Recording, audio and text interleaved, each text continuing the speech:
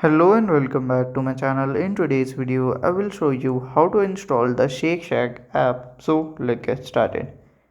If you are an Android user, then you can use your Play Store and your Google search bar also. And if you are an Apple user, then you have to use your Apple Store. So here I will just use my Google search bar and I will directly search for the app. So here I will just write for the app, search it. So then here I can see Shake Shack. From here you can directly click on the install button. It will automatically download and install the app in your device. If you scroll down, you can see the ratings of the app too from here, and you can also give the ratings of yours.